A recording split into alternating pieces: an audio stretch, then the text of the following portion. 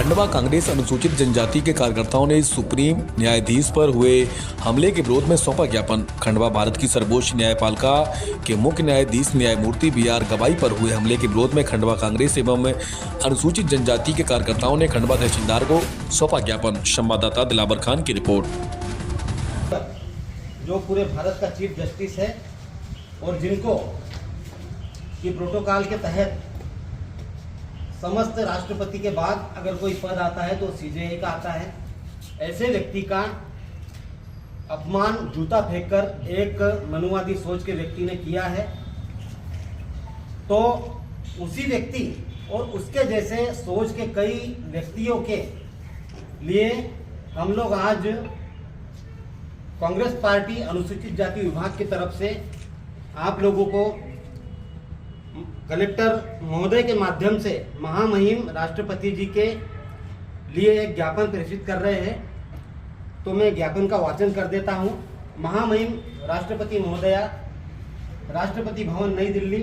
विषय: माननीय भारत के मुख्य न्यायाधीश न्यायमूर्ति BR गवई साहब पर हुए हमले के विरोध में कठोर कानूनी कार्रवाई की मांग तथा देश के दलित समुदाय की गरिमा और संवैधानिक अधिकारों की सुरक्षा हेतु माननीय राष्ट्रपति महोदया, हम भारतीय राष्ट्रीय कांग्रेस के अनुसूचित जाति विभाग के पदाधिकारीगण, कांग्रेस पार्टी के प्रतिनिधि एवं भारत के नागरिक जो संवैधानिक मूल्यों के प्रति समर्पित है, अत्यंत दुख और आक्रोश के साथ यह ज्ञापन प्रस्तुत कर रहे हैं। यह ज्ञापन उस शर्मनाक घटना के संदर्भ में है जो भारत के सर्वोच्च न्यायालय सुप्रीम कोर्ट ऑफ इंडिया के प्रांगण में घटी, जहां एक अधिवक्ता ने भारत के माननीय मुख्य न्यायाधीश न्यायमूर्ति डॉक्टर BR गवई, जो स्वतंत्र भारत के दूसरे दलित और पहले बौद्ध मुख्य न्यायाधीश है, पर जूता फेंकने जैसा घृणित कार्य किया। यह कृत्य मात्र किसी व्यक्ति का अपमान नहीं है, बल्कि यह देश के सर्वोच्च न्यायिक पद की संवैधानिक गरिमा पर सीधा आघात है और पूरे अनुसूचित जाति समुदाय के मान सम्मान का अपमान है। यह घटना आज भी समाज में व्याप्त जातिगत घृणा, मान सम्मान का पूर्वाग्रह और असमानता की मानसिकता को उजागर करती है, जो हमारे संविधान में निहित समानता और न्याय के सिद्धांतों को चुनौती देती है। 78 वर्षों की स्वतंत्रता के बाद भी यदि भारत के दलित मुख्य न्यायाधीश को सर्वोच्च न्यायालय के भीतर भी सुरक्षा सम्मान नहीं मिलता है, तो यह प्रश्न अत्यंत गंभीर है कि देश के कोने कोने में रहने वाले करोड़ों दलित स्त्री पुरुषों की सुरक्षा, गरिमा और न्याय की स्थिति क्या होगी। सर्वोच्च न्यायालय जैसे पवित्र संस्थान के भीतर घटी यह घटना बढ़ती असहिष्णुता, जातिगत अहंकार और नैतिक पतन का प्रतीक है, जिसका हमारे लोकतांत्रिक गणराज्य में कोई स्थान नहीं है।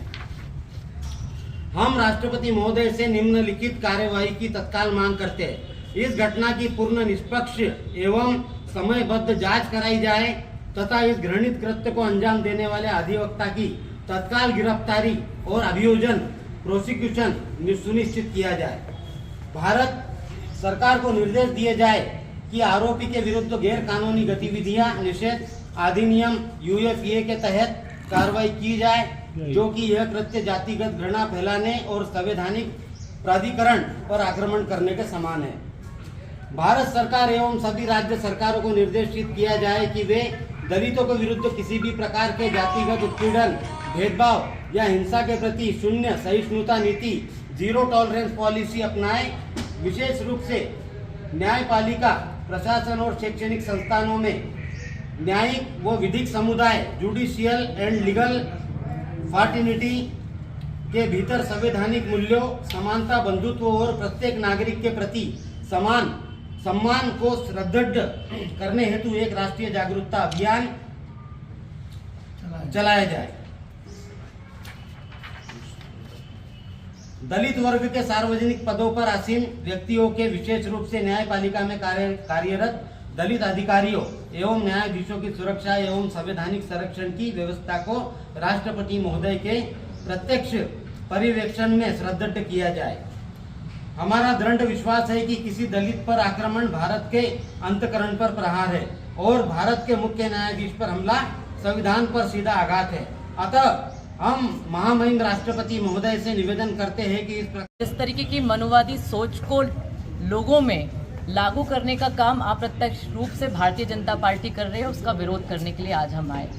चीफ जस्टिस ऑफ इंडिया, उनके जीवन का अपना एक संघर्ष रहा है और आज यदि वो अपने सर्वोच्च पद पर पहुंचे तो संविधान ने जो देश में हमें आज़ादी दी, पढ़ाई की, लिखाई की और स्वतंत्रता दी अभिव्यक्ति की, उसके मेहनत के बलबूते पर पहुंचे हैं। लेकिन कुछ लोग देश में रोजगार की नहीं, महंगाई की नहीं, अर्थव्यवस्था की नहीं, धर्म, जाति और संप्रदाय के नाम पर लोगों को बांटने की कोशिश कर रहे हैं। और कहीं ना कहीं ये साबित होता है कि जिस तरीके की घटना कोर्ट के अंदर सभागृह में हुई, ये यदि किसी और जाति के व्यक्ति के साथ होती तो क्या हिंदुस्तान चुप रहता, क्या मौन रहता?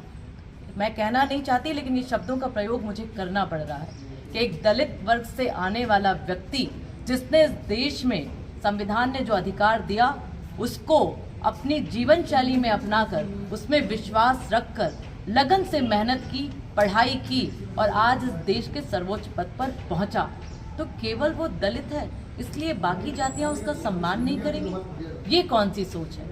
ये सोच ना तो हमारे संविधान ने हमें दी, ना इस देश की तहजीब हमें देती है। इसलिए अप्रत्यक्ष रूप से भारतीय जनता पार्टी के लोग जो मनुवादी सोच को हिंदुस्तान में लागू करना चाहते हैं, इसका पुरजोर विरोध हर एक कदम पर कांग्रेस पार्टी करती रहेगी।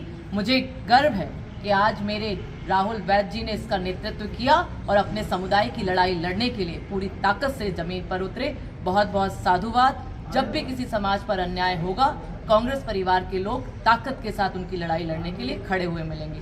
कांग्रेस पार्टी जय जय जय जय जय भीम। जय जय जय जय जय भीम।